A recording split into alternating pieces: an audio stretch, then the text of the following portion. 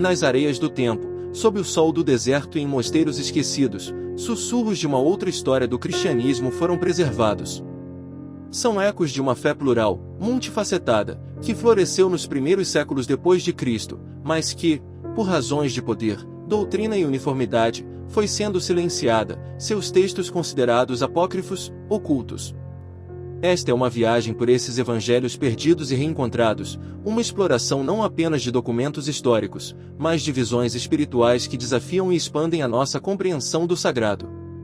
A ordem de nossa jornada não seguirá a cronologia em que foram escritos, mas sim a ordem em que a providência, ou o acaso, os devolveu à luz do nosso tempo, revelando, pouco a pouco, um mosaico de crenças e práticas que compunham a vibrante tapeçaria do cristianismo primitivo.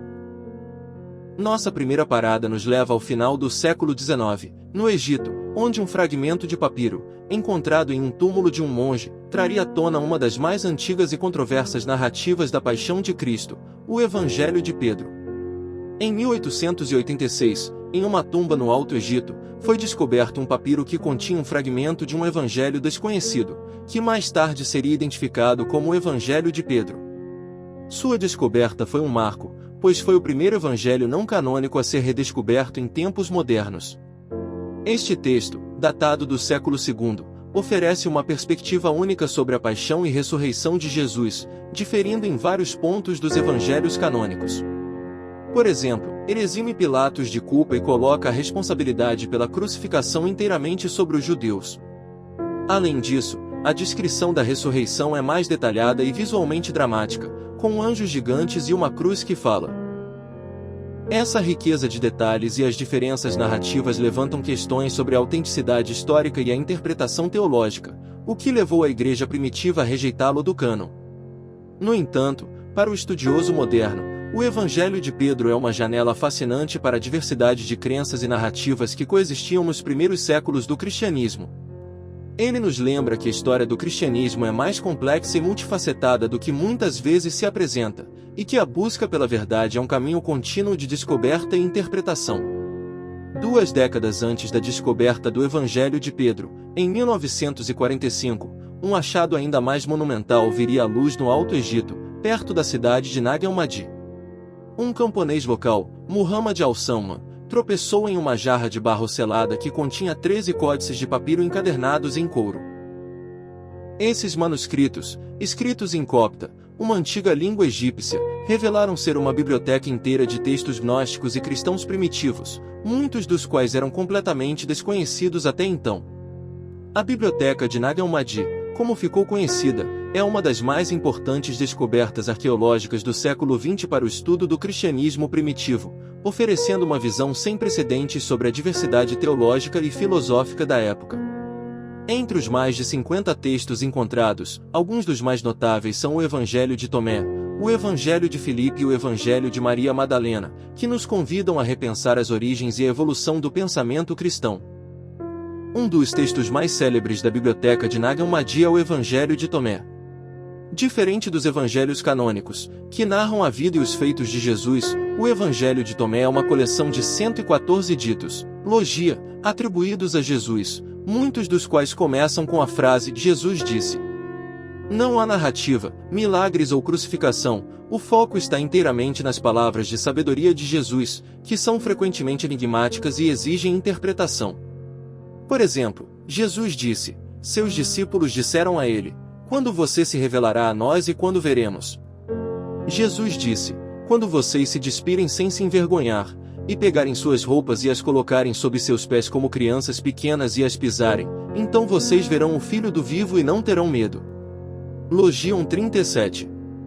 Muitos desses ditos têm paralelos com os evangelhos canônicos, mas outros são únicos e oferecem uma perspectiva gnóstica, enfatizando o conhecimento interior, gnosis, como o caminho para a salvação e a compreensão da divindade dentro de si. A descoberta do Evangelho de Tomé em 1945, e sua subsequente publicação e tradução, gerou um intenso debate acadêmico sobre sua datação e sua relação com os evangelhos sinóticos. Alguns estudiosos argumentam que ele pode conter tradições orais de Jesus tão antigas quanto as dos evangelhos canônicos, ou até mesmo mais antigas. Sua natureza gnóstica, no entanto, foi um dos motivos pelos quais não foi incluído no cânon da Igreja. Para nós, hoje, ele oferece uma visão fascinante de uma corrente de pensamento cristão que valorizava a busca individual pela verdade e a revelação direta, convidando-nos a uma jornada de autoconhecimento e espiritualidade profunda. Outro tesouro da biblioteca de Nag Hammadi é o Evangelho de Filipe, um texto gnóstico que se aprofunda em conceitos esotéricos e sacramentais, particularmente o sacramento do casamento ou câmara nupcial. Este evangelho não é uma narrativa da vida de Jesus, mas sim uma série de reflexões e ensinamentos sobre a natureza da realidade, a redenção e a união mística com o divino.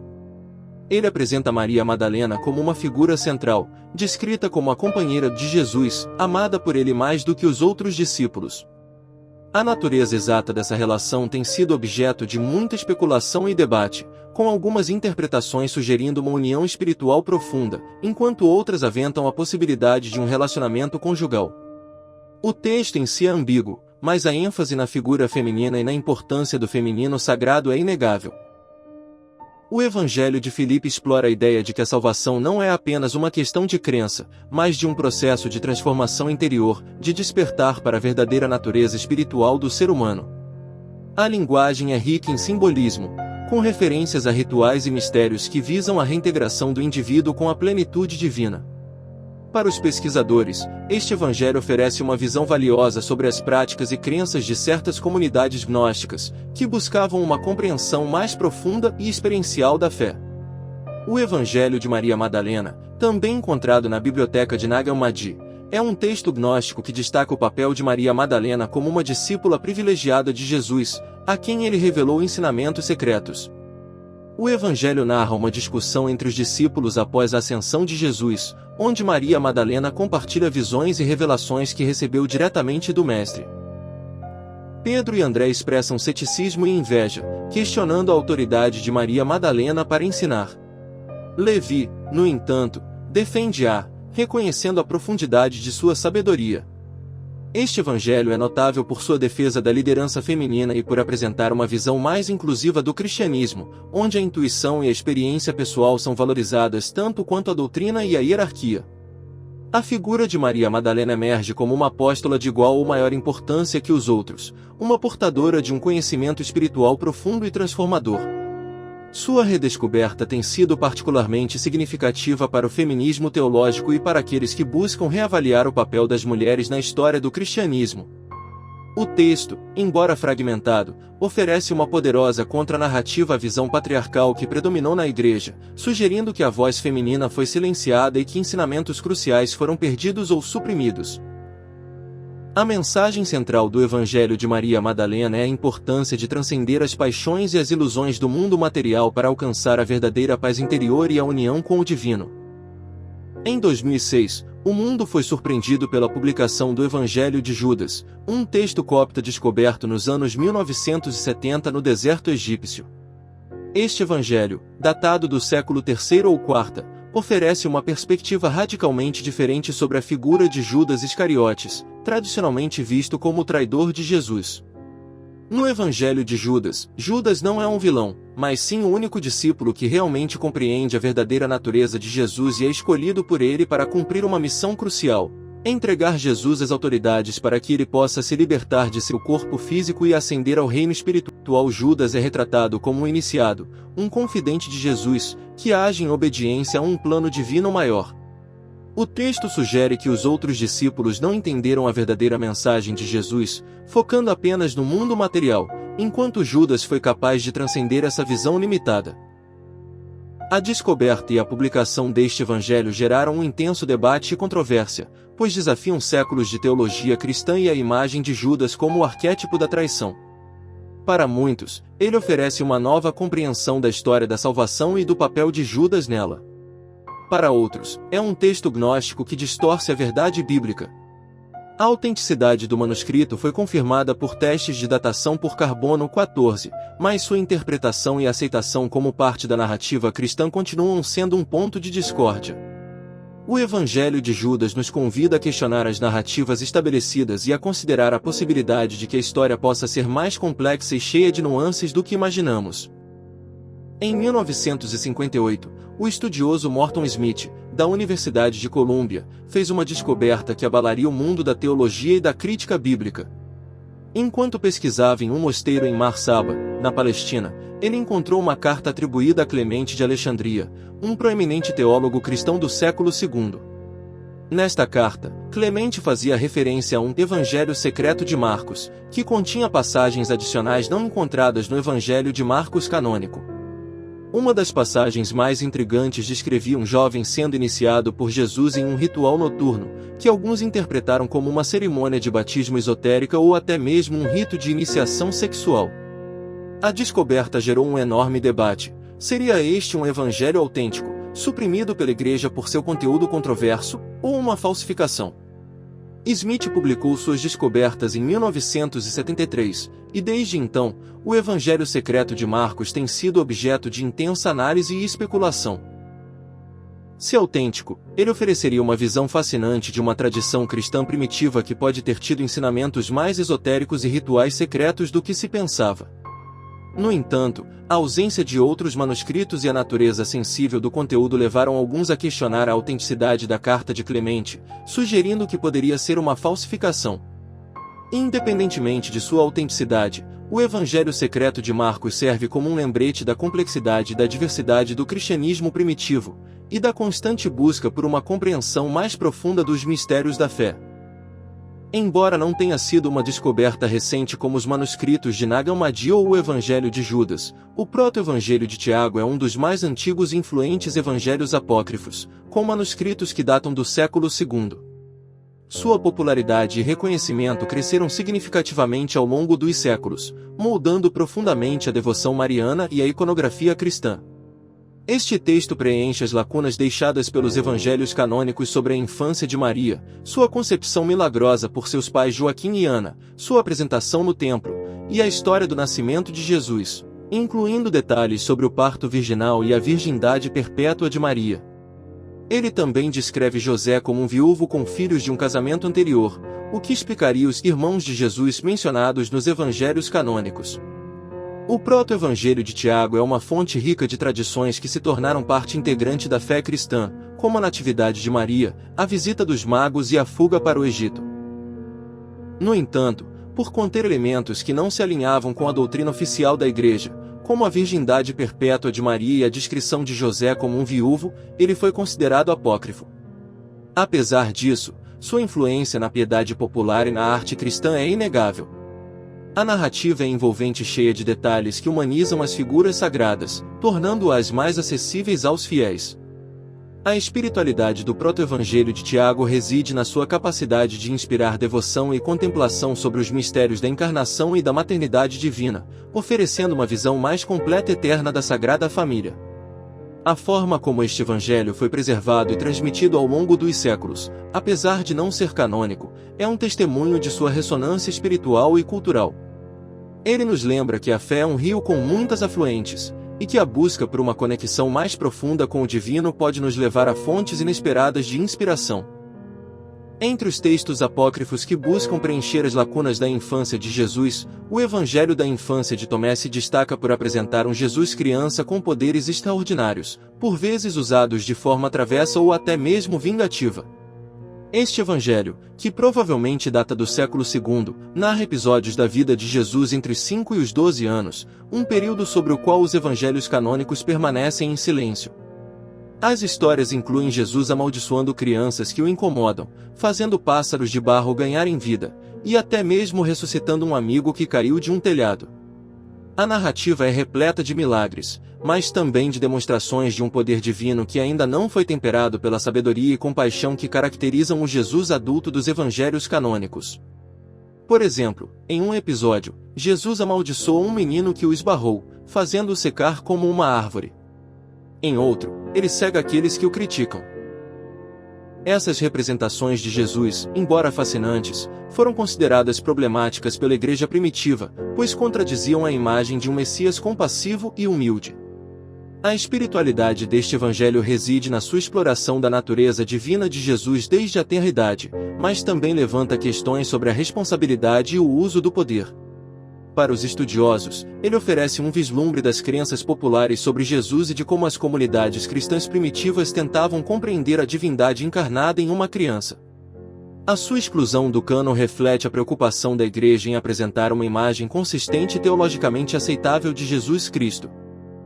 O Evangelho Árabe da Infância é outro texto apócrifo que se concentra nos anos de infância de Jesus, com uma ênfase particular nos milagres que ele realizou durante a fuga da Sagrada Família para o Egito. Este evangelho, que provavelmente se originou no século VI, é uma compilação de tradições anteriores, incluindo elementos do proto-evangelho de Tiago e do Evangelho da Infância de Tomé, mas adiciona suas próprias histórias e detalhes. As narrativas são repletas de prodígios, como Jesus curando doenças, expulsando demônios e até mesmo fazendo com que estátuas pagãs se curvassem diante dele. Ele também descreve episódios onde Jesus interage com animais, como quando ele acalma dragões e faz com que leões o adorem. A espiritualidade deste evangelho é marcada por um forte senso de maravilha e reverência pela divindade de Jesus, que se manifesta em seu poder sobre a natureza e sobre as forças do mal. Ele também reflete a influência da cultura egípcia e das tradições locais, incorporando elementos de contos populares e lendas.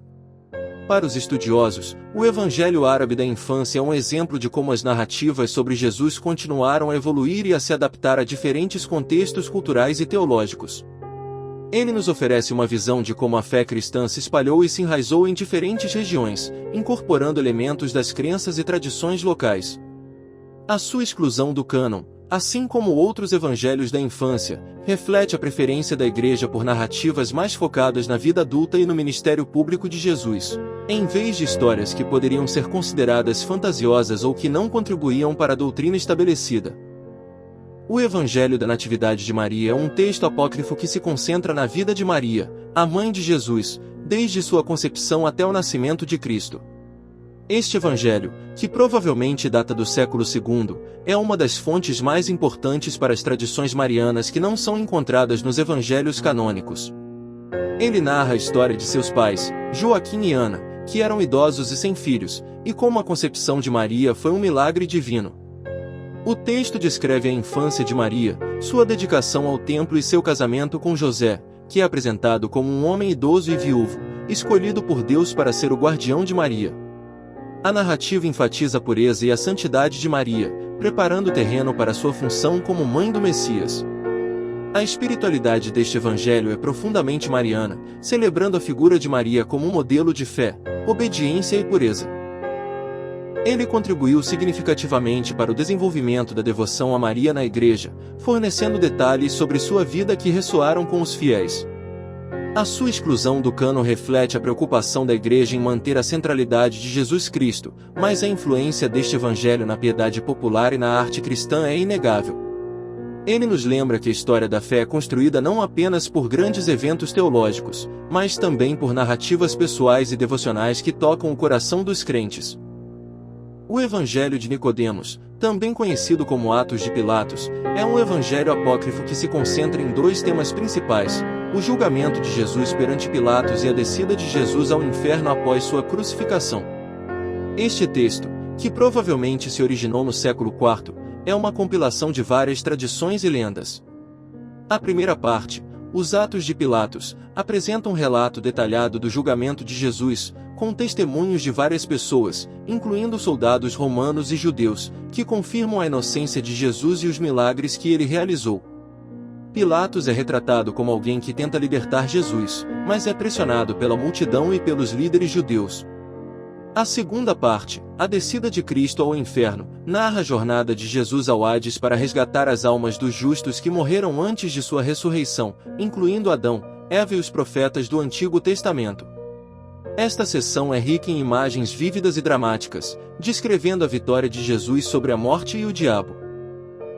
A espiritualidade deste evangelho é marcada por um forte senso de justiça divina e de triunfo sobre o mal. Ele oferece uma visão mais detalhada dos eventos que cercam a paixão e a ressurreição de Jesus, preenchendo lacunas e adicionando elementos dramáticos que ressoaram com os fiéis. A sua exclusão do cânon reflete a preocupação da Igreja em manter a pureza da doutrina e evitar narrativas que pudessem ser consideradas fantasiosas ou que não tivessem base histórica sólida. No entanto, sua influência na arte e na literatura cristã é inegável, especialmente a cena da descida ao inferno, que se tornou um tema popular na iconografia medieval.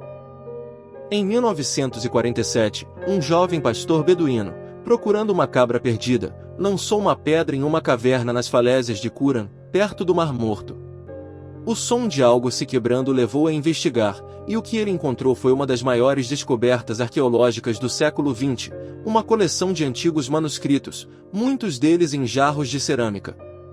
Essa descoberta marcou o início da revelação dos manuscritos do Mar Morto, uma vasta coleção de textos judaicos, incluindo cópias de livros bíblicos, textos sectários e outros escritos religiosos, datados de cerca de 250 a.C. a 68 d.C. Embora a maioria dos manuscritos não sejam evangelhos cristãos, eles fornecem um contexto inestimável para o estudo do judaísmo do Segundo Templo e do cristianismo primitivo, revelando a diversidade de crenças e práticas religiosas da época. Entre esses tesouros, um texto em particular se destaca por sua relevância para nossa narrativa, o Gênesis Apócrifo. O Gênesis Apócrifo é um dos 7 manuscritos originais encontrados na primeira caverna de Qumran. Escrito em aramaico, ele é uma paráfrase expandida e recontada de algumas das histórias do livro de Gênesis, com foco em figuras como Lameque, Noé, Abraão, Sara e Isaque. O texto adiciona detalhes e diálogos que não são encontrados na versão canônica, oferecendo uma perspectiva mais rica e, por vezes, mais humana dos personagens bíblicos. Por exemplo, a narrativa da beleza de Sara é elaborada, e a história de Abraão e Sara no Egito é contada com mais detalhes, incluindo um sonho de Lameque que prefigura o nascimento de Noé. A espiritualidade do Gênesis Apócrifo reside na sua capacidade de aprofundar a compreensão das narrativas fundacionais da fé judaico-cristã, convidando o leitor a uma imersão mais profunda nas vidas e nos desafios dos patriarcas. Ele nos mostra como as histórias bíblicas eram interpretadas e recontadas em diferentes comunidades, refletindo suas próprias preocupações teológicas e culturais. Embora não seja um evangelho no sentido estrito de narrar a vida de Jesus, ele é um testemunho da rica tradição literária e espiritual que precedeu e influenciou o cristianismo primitivo, e sua descoberta nos manuscritos do Mar Morto é um lembrete da vasta quantidade de conhecimento que ainda pode estar escondida, esperando para ser revelada. Nossa jornada pelos evangelhos apócrifos revela um panorama fascinante e complexo do cristianismo primitivo. Longe de ser uma fé monolítica, os primeiros séculos foram marcados por uma efervescência de ideias, interpretações e narrativas sobre Jesus e seus ensinamentos. A descoberta desses textos, muitos deles esquecidos por séculos, não apenas enriquece nosso conhecimento histórico, mas também nos convida a uma reflexão mais profunda sobre a natureza da fé, da tradição e da revelação. Eles nos lembram que a verdade espiritual pode se manifestar de diversas formas e que a busca por ela é um caminho contínuo, muitas vezes desafiador, que exige abertura e discernimento. Ao final desta exploração, fica claro que os evangelhos apócrifos não são meras curiosidades históricas, mas sim vozes que, mesmo após milênios, continuam a nos interpelar, a nos inspirar e a nos convidar a uma compreensão mais ampla e inclusiva do legado de Jesus Cristo. Eles são um testemunho da riqueza da diversidade espiritual e da incessante busca humana por significado e conexão com o divino.